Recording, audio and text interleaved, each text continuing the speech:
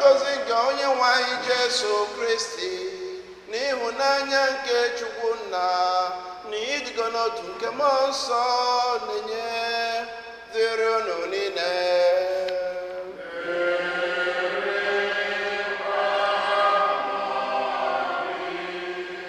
Good afternoon, everybody. Na Mass tata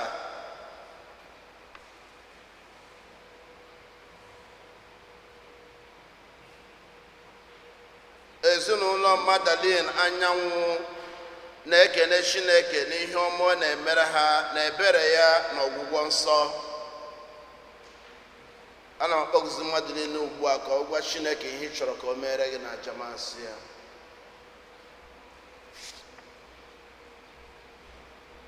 Ụmụnna, ka anyị gbado onwe anyị nke ọma maka nnukwu emume nke Yukarịstịa site n'ikwupụta njọ anyị. Ekwupụta m gwa Chineke chike niile.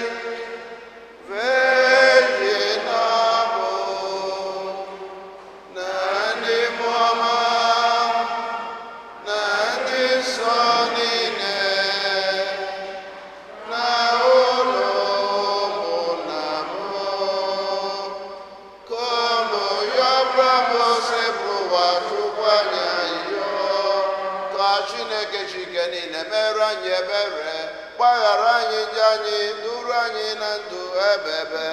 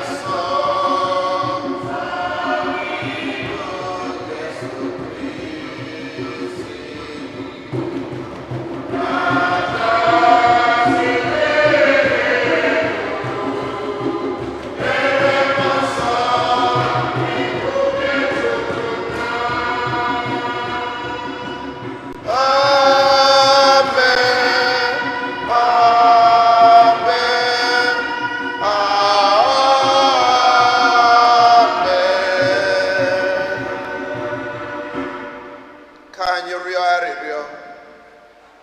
Chineke anyị, nzọpụta si n'aka gị abịara anyị. Imeela anyị ụmụ gị, bịakwa mee ka anyị kwuru n'ihu gị. Biko were obiọma gị gee ntị na arịrịọ anyị bụ ụmụ gị ịhụrụ n'anya. Ebe ọ bụ na anyị kwere na Jesu Kristi nye anyị ezigbo inwere onwe anyị na aṅụrị nke dị ebe. Anyị na-ayọ nke a site na Kristi nwa gị, onye gị na-adị ndụ na-achị n'ịdịgo n'otu nke mmụọ nsọ, otu Chukwu site n'ụwa tụ ụwa niile.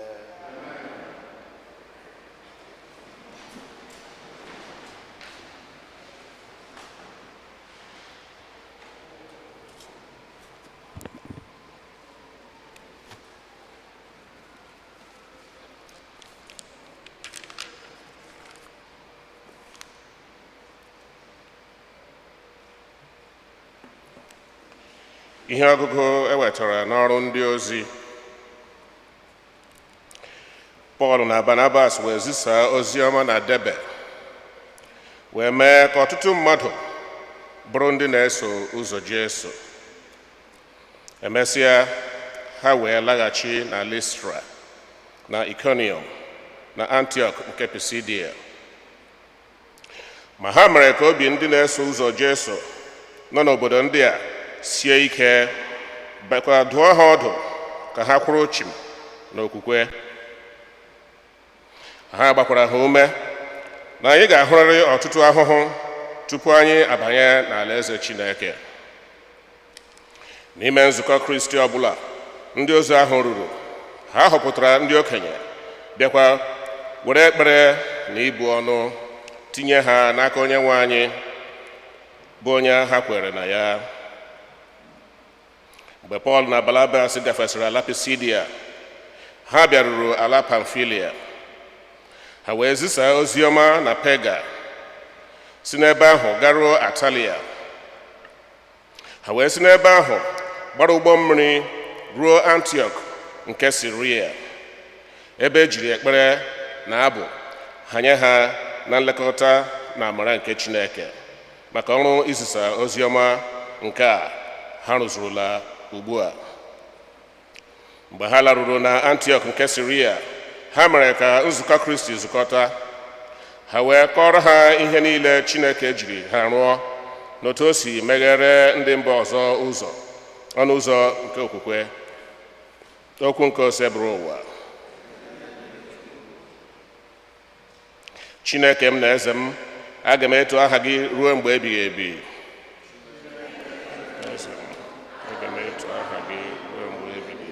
Chineke m na eze m, aga m eto aha gị ruo mgbe ebighị ebi.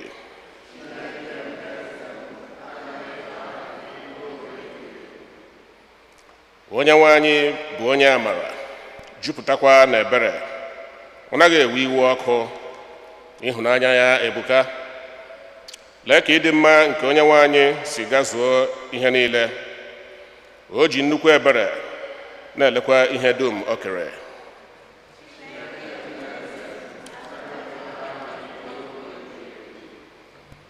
Onyenwe anyị, ihe niile i kere eke ga-ekele gị. Ndị enyi gị ga-agọzikwa gị. Chineke m, ha ga-akọ akụkọ ebube nke alaeze gị, bịakwa kwupụta ike gị. Ha ga-eme ka ụmụ mmadụ mata ọrụ ebube gị, bịakwa mee ka ha mara ebube na ịma mma nke alaeze gị.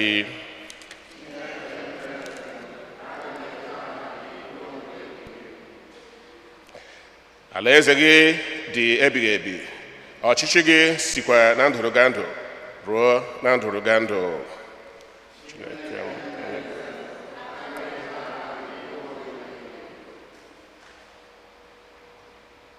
Ihe ọgụgụ ewetara n'akwụkwọ Mkpughe. Wee hụ eluigwe ọhụrụ na ụwa ọhụrụ, n'ihi na eluigwe nke mbụ na ụwa nke mbụ agafeela. Oke osimiri adịghịkwa ọzọ. Ahụrụ m obodo nsọ ahụ bụ Jerusalem ọhụrụ ka o si n'eluigwe ebe Chineke nọ na-arịdata. E doziri ya, chọọ ya mma dị ebube dịka nwa agbọghọ ga-eje izute di ga-alụ ya.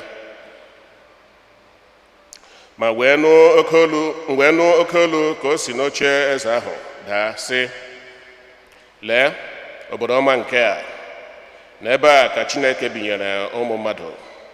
Chineke ga-ewu ebe obibi ya n'etiti ndị mmadụ. Ha ga-abụ ndị nke ya. Chineke adịkwa bụrụ Chineke ha site ugbu a gawa. Aha ya bụ Chineke nọnyere ha. Ọ ga-ehichapụkwa ha anya mmiri niile dị n'anya ha. Ọnwụ agaghị adịkwa ọzọ. Akwa, iri uju na ọnụma na ihe mgbu agaghị adịkwa ọzọ. Ihe ochie dum agafeela. Onye ahụ nọ n'oche eze ahụ wee sị m, lee, ana m eme ka ihe niile dị ọhụrụ. O wezie m ọzọ sị, debe ihe ndị a n'akwụkwọ, n'ihi na okwu ndị a kwesịrị ntụkwasị obi, bụrụkwa eziokwu, okwu nke ose bụrụ ụwa.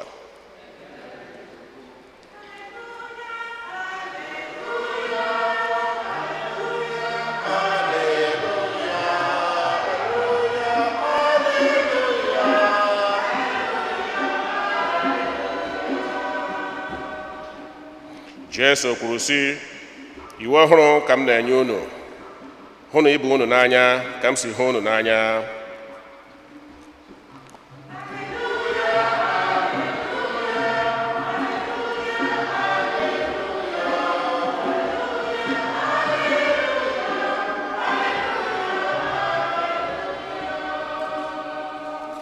Onye nwe anyị nọnyere unu.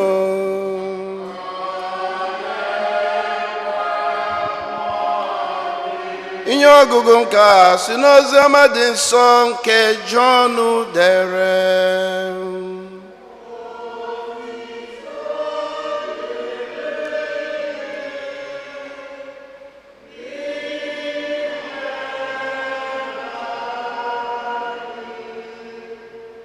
Mgbe Judas hapụrụ, Jesu sịrị, ugbu a ka a na-enye nwa nke mmadụ otito.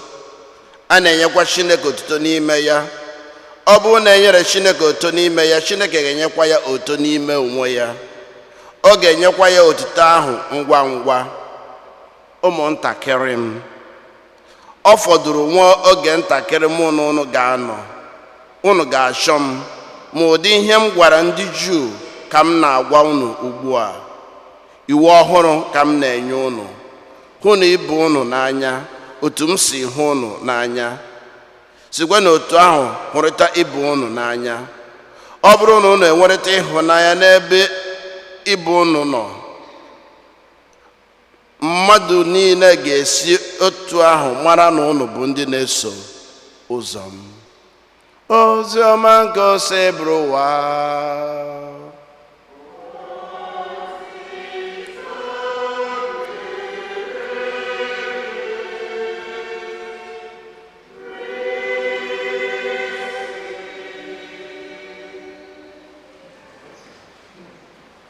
Good afternoon, everybody.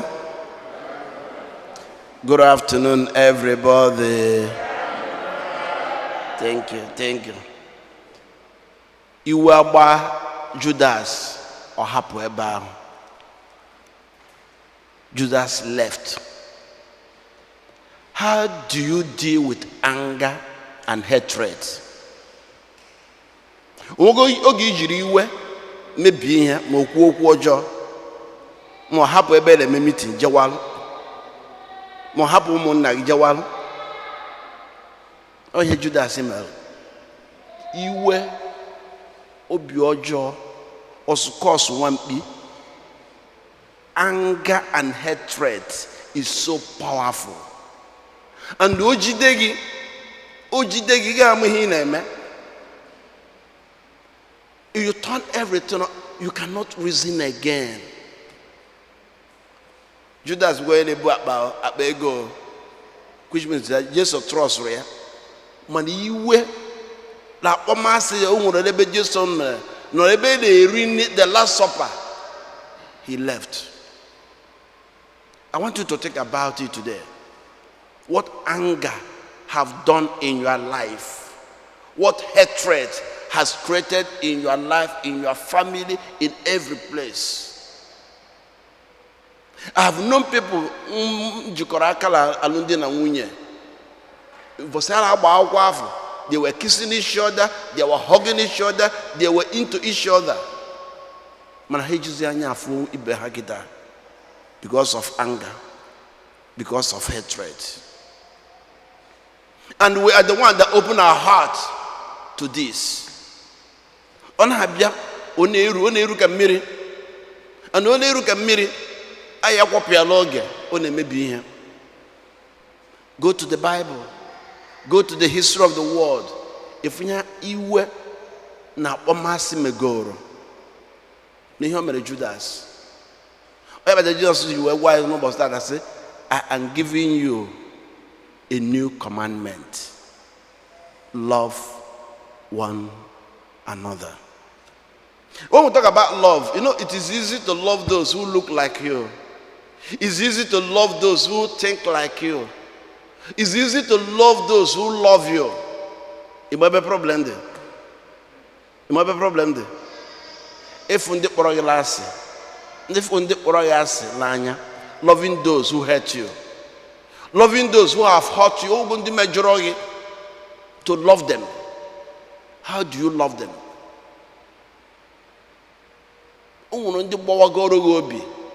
And Jesus said, that is where problem of love is all about.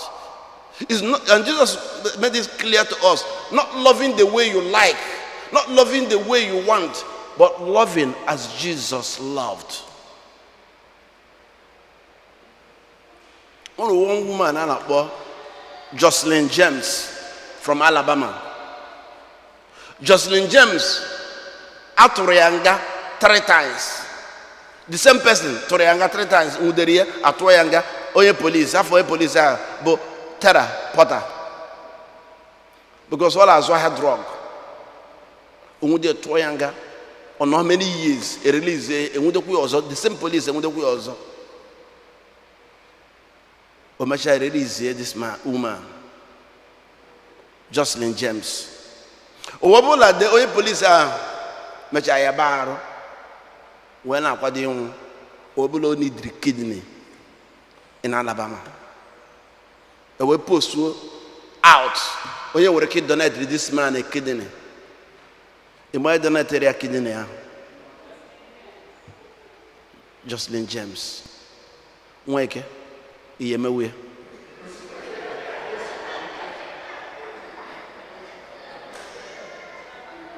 For the kid and I am a wheel. I'm an adure. But that's what Jesus is talking about today. And then at one point Jesus would say, by this they will know that you are my disciple. Okay. Now you know that. Imagine what they love. Ndi 5 loaves and 2 fish. Where's Zuni? Has crucified him. Mana, oh God, I have to say, Father, forgive them. They don't know what they are doing. Was all they ring ni pazo that dog grew here. Was all they ring ni pazo. Cause no more as well. Unuchaya gola him, Unujawa bafu. Hanchado Nilangui. I will never leave you, I will never forsake you. Even Peter and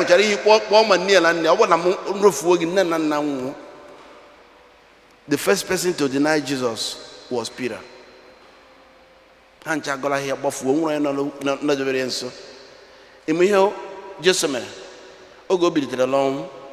He went in search of them and brought them back.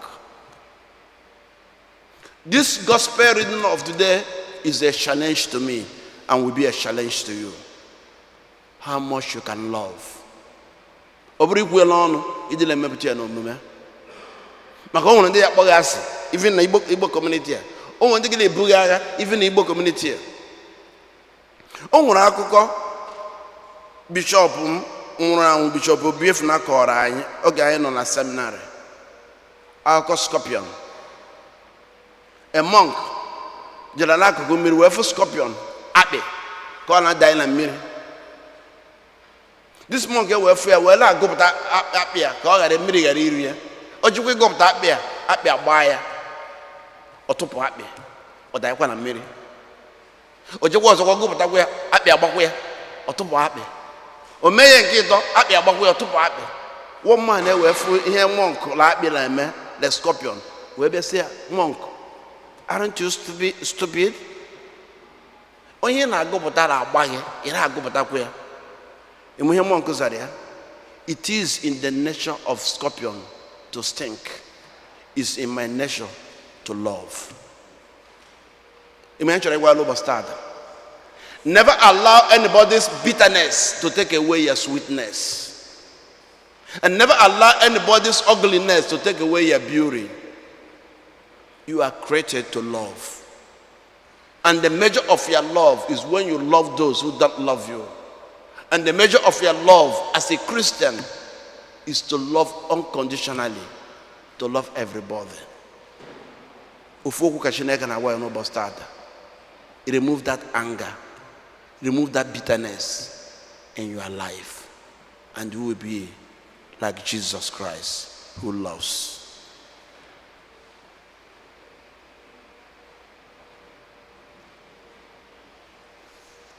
Ekwem n'otu Chineke.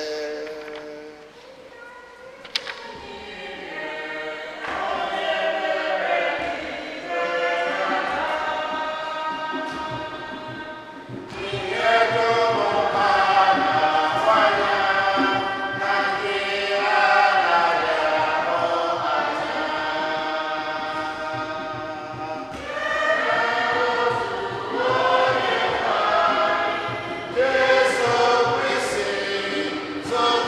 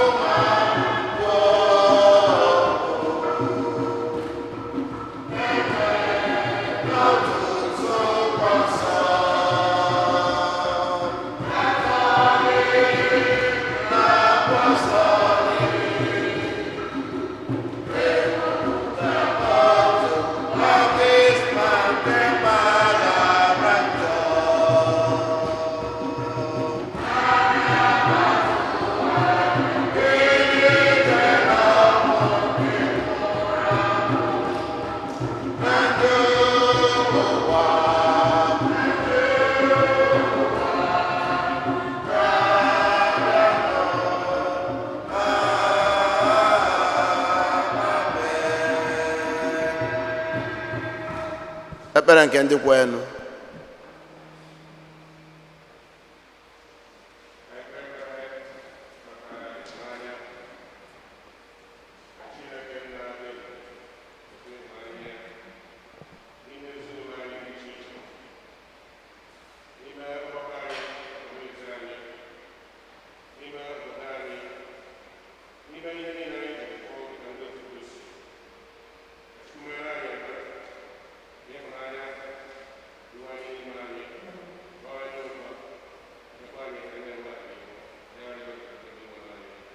Ịhụnanya doro anyị ya anyị.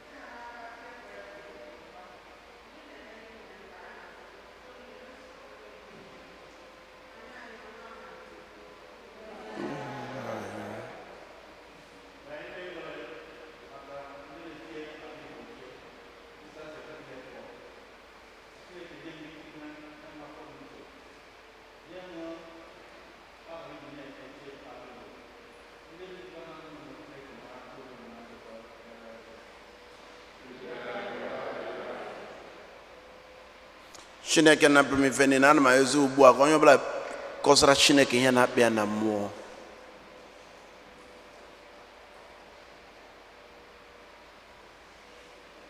Chineke na ife niile, anyị ji ume na-eburu mkpa anyị niile, ma ndị anyị chetara ma ndị anyị chetara, butere n'iru wee na-asị gị gosi anyị ebere ma gboro anyị mkpa anyị niile. Anyị kwere na ị ga-emere anyị ihe ndị a site na Kristi onye nwe anyị.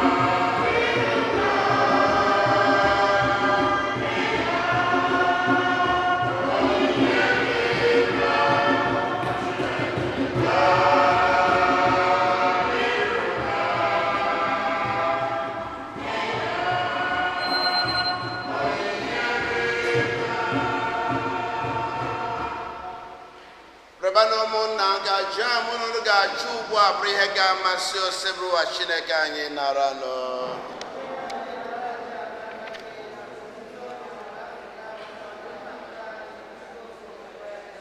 Onye nwe anyị na-arịọ gị were obiọma mee ka onye nke anyị bụ ndị nke gị na-ehunyere mmasị gị, ka ihe anyị ji okwukwe na ịhụnanya ebutere gị ghọrọ anyị ọgbụgba ndụ nke eluigwe.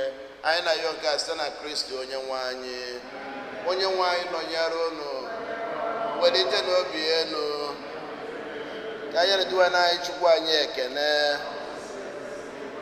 O kwesịrị eze bụ ezuru ezu na-azọ ndụ na anyị ga-etoghị oge n'osebe ọkacha mkpa n'oge ugbu a, mgbe Kristo onye bụ Paska bụ azụ ihe eji achụ àjà, ya bụ ezi nwa atụrụ onye na-ekpochapụ njọ nke ụwa, onye jiri ọnwụ nke emeri ọnwụ nke anyị bịa site na mbilite n'ọnwụ enyeghachi anyị ndụ ebe ebe. N'ihi nke anyị na-eso igwe ndị mmụọ niile nke eluigwe na-eto ebughị oge niile n'ukwe na-asị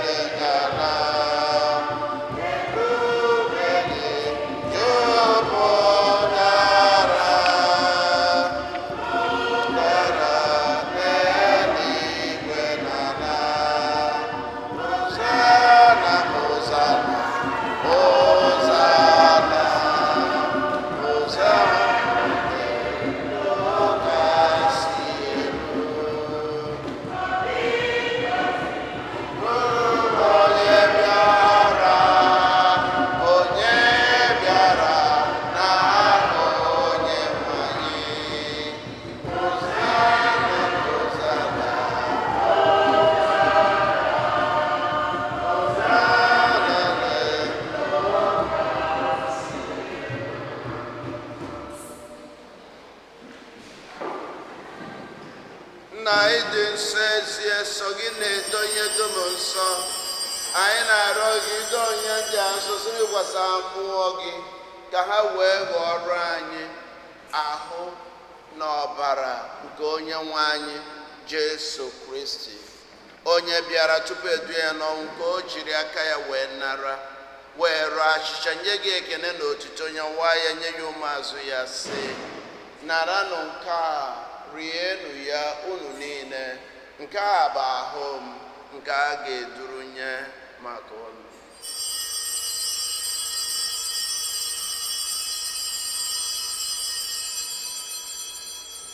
My Lord and my God. Otu agwa ka o si mee mgbe ha richara nri anyasị, o buiri iko mmanya, nyekwa gị ekene na otuto, bunye ya ụmụazụ ya sị, naranụ nke a, ṅụọnụ ya unu niile, nke a bụ iko nke ọbara m, nke ọgba ndụ ọhụrụ dị ebe ebe. A ga-agba ya n'ihi unu na n'ihi mmadụ niile, ka e wee gbaghara njọ. Na-emenụ nke a na ncheta nke m.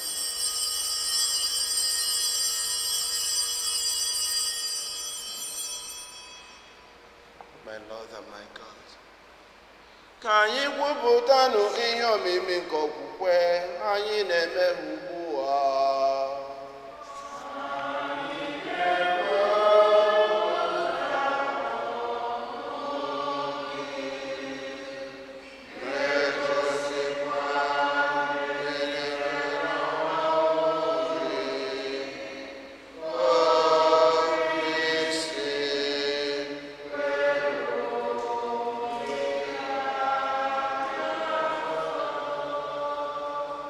Na ncheta nke ọnwụ na mbilite n'ọnwụ nke nwa gị, anyị ebunye gị achịcha nke ndụ na iko nke nzọpụta. Anyị na-ekene gị n'ihi na ị kwere ka anyị dị mma ịkwụrụ n'ihu gị na-efe gị. Anyị ji ume a na-arịọ ka anyị bụ ndị na-anata arụ na ọbara nke Kristi pụrụ otu site na njikọ nke mmụọ nsọ. Nna, cheta nzukọ gị gazuru ụwa niile, mee ka ịhụnanya jupụta ya. Gozie popu anyị bụ Francis na bishọp anyị bụ Robert na ndị ofe ọta gị niile. Chetakwa ụmụnne anyị ndị ji ogwo wee gaa n'ezumike nke ọnwụ. Kpọbata ha na ndị ọzọ niile nwụrụ anwụ n'ihe nke ebube gị. Biko meere anyị niile ebere, ka anyị soro Virgin Maria dị ngọzi nne nke Chukwu na ndị apọstụl na ndị nsọ gị niile, ndị mere uche gị n'ụwa were keta ndụ ebe ebe. Ka anyị sorokwa ha na-eto gị na-edo gị ebube site na Kristi nwa gị. Ihe niile kere eke na eso ya bụ Kristi, na ihe ezigbo n'ime ya na n'aka ya na ịdịgo n'otu nke mmụọ nsọ, na-enye gị bụ Chukwu nna ji ike niile nsọpụrụ na otito niile site n'ụwa ta ụwa niile. Amen, amen. Blessings and glory, wisdom, thanksgiving,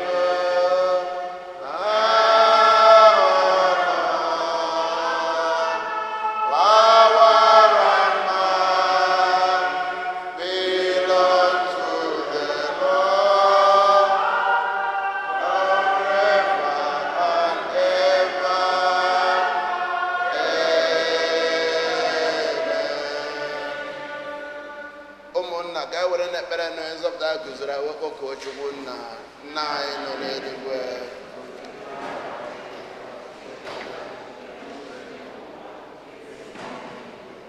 Nye anyị tata nri nke ụbọchị anyị, gbaghara anyị mmehie anyị gaa dịka anyị si anyị mehiere anyị, ekwena ka anyị kwee na nranye, ma zọpụta anyị n'ajọ ihe.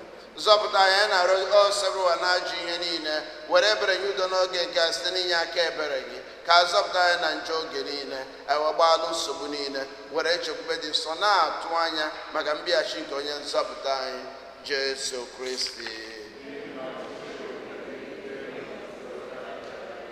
Onye nwe anyị Jesu Kristi, onye gwara ndị apọstọl gị, udo nke m ka m na-ahapụrụ unu, udo nke m ka m na-enye unu, biko elekwana anya na njọ anyị, kama lekwasị anya n'okwe nke nzukọ gị, nye ya udo na ịdịgo n'otu mgbe niile ka uche esi chọọ, nke ya dị ndụ na-achị ebe ebe.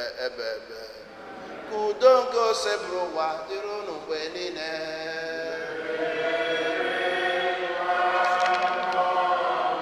Nyerịta n'onwe unu ekele nke udo.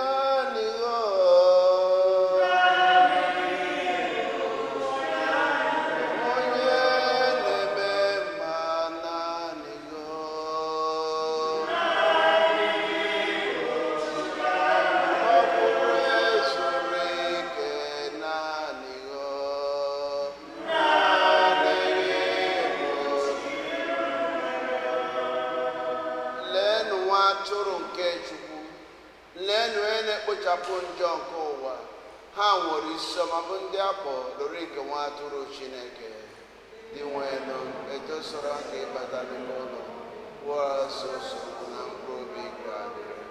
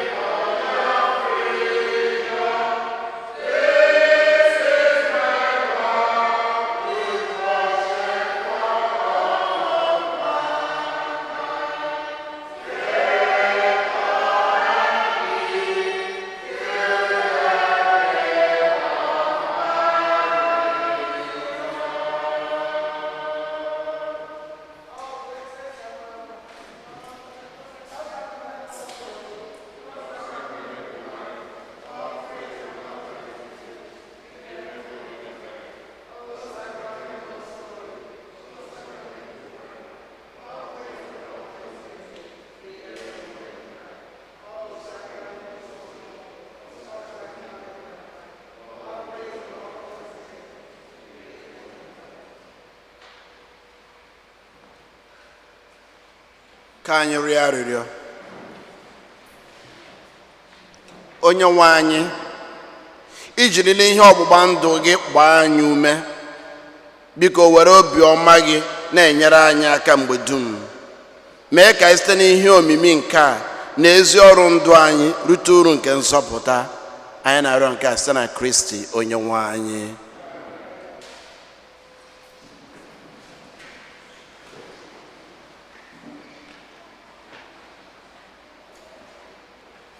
Oto dịrị Jesu, oto dịrị Jesu, oto dịrị Jesu. Second collection is for religious education. Biko a na-akụziri ụmụ anyị ihe. Donate generously. Choir.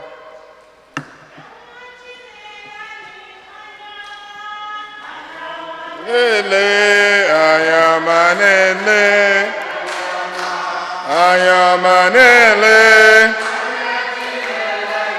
ayama, ayama, ayamanele, ayama, ayamanele, lele,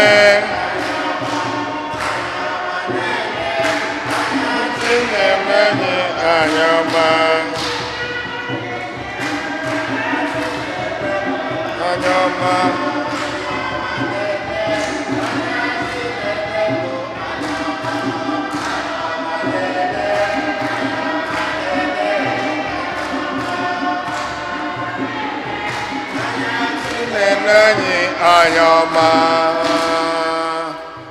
Oto dịrị Jesu, oto dịrị Jesu.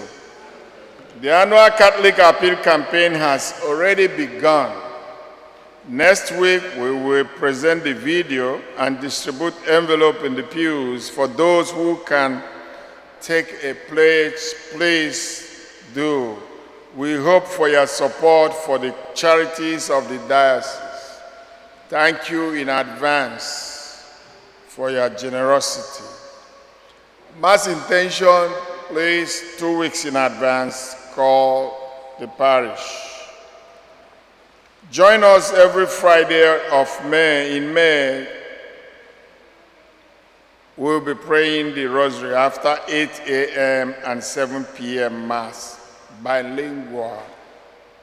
We are still accepting donations for our flower circles for the summer months. Donation minimum $25. Attention all altar servers. An important meeting will be held this Thursday, May 19th at 7:30 p.m. Parents, remember, 7:30 p.m. Zoom. I will send the link as soon as I get it. The meeting is with Deacon Harry. It's only 10 minutes, they say, 10 minutes only, and it will be over. 10 minutes. If you have not given me your child's measurement, altar servers, please do before that meeting, because that will be collected that day and that will be it. After that collection, nobody will send again. Please tell your parents, get your measurement and send to me before that day.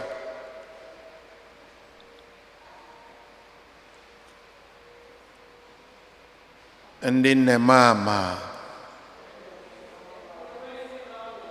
ndị nne mama, ndị nna papa, ndị nna papa. Yes, ndị nna yibere nyabi ite na agbon last Sunday. Biko kọrọ ndị nna aka.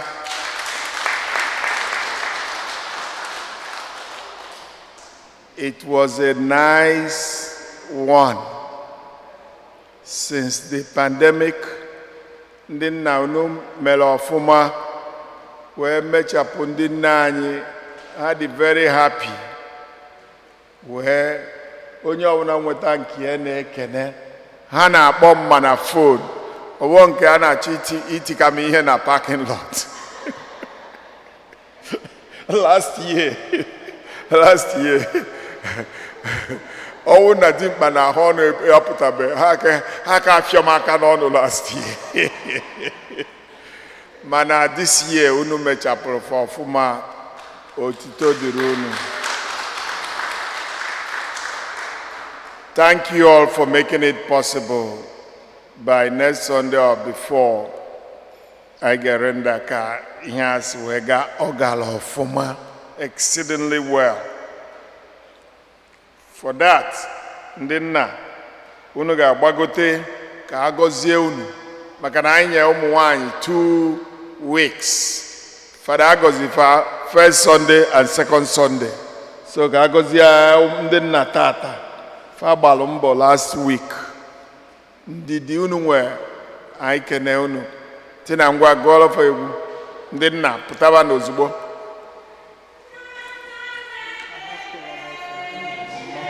Okay. Oh, God.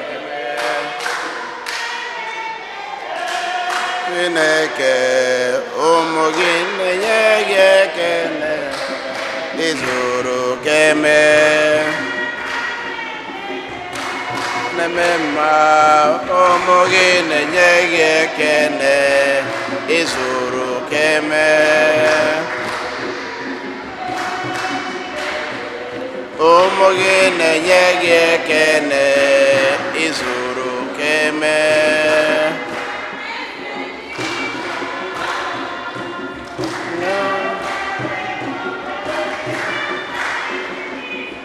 when where is Jesus?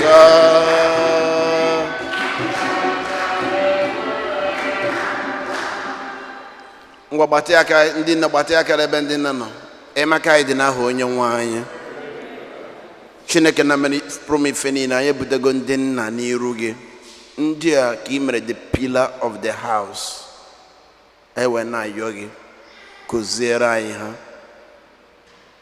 mepere ha akụ na ụba nye ha agam n'iru nye ha ndụ nye ha agam n'iru mee ka ihe ọbụla ha na-emegara ha nke ọma. Make them the instrument of love, unity, and peace in their families. Make them Heavenly Father, meet each one of them at the point of their needs and grant them all their heart desires. We ask this through Christ our Lord. Kamanangozi Kichineke na prumifeni nena na wana monso dakwa sono nonyero no geni.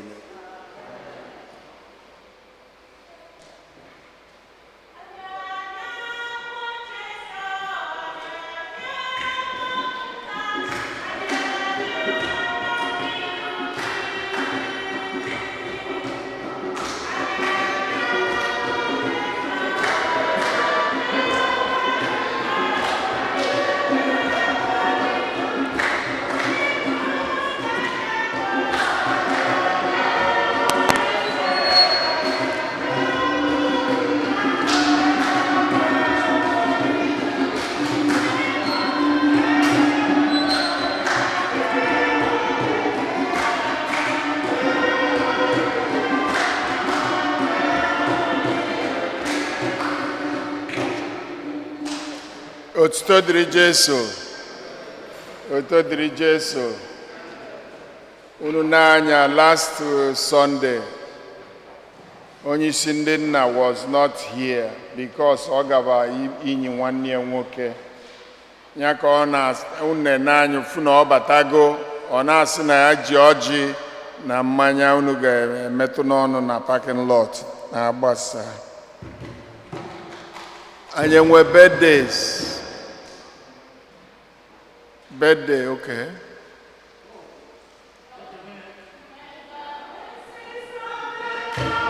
Be upon you.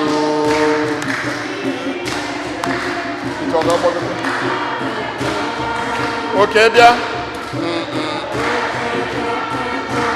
Be upon you.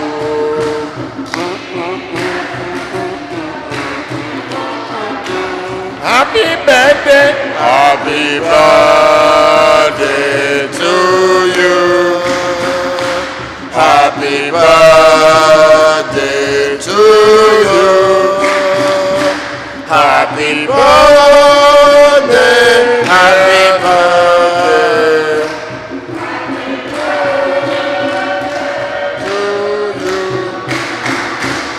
Ngwa gbata aka gị n'isi ya.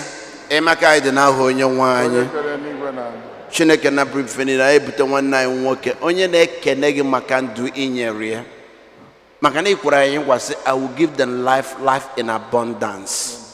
Ewana ska mara gị baa ụba n'ebe ọ nọ.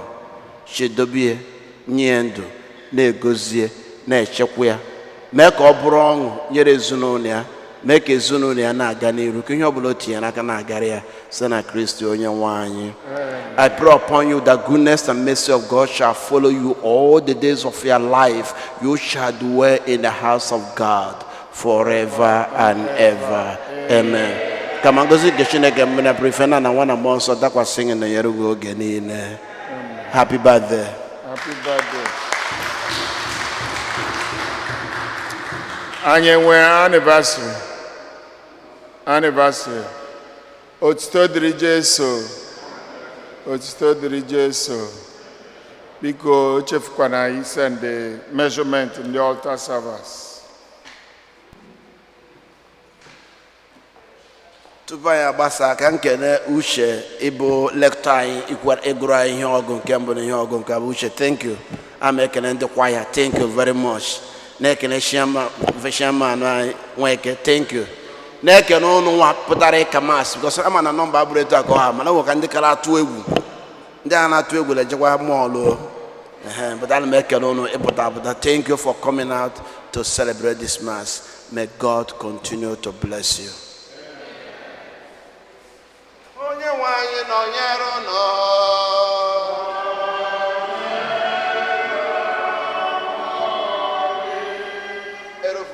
And the altar service, the most important thing.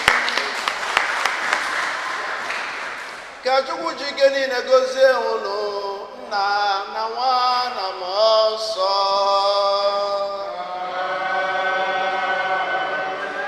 Labanụ misa gwụsịgo.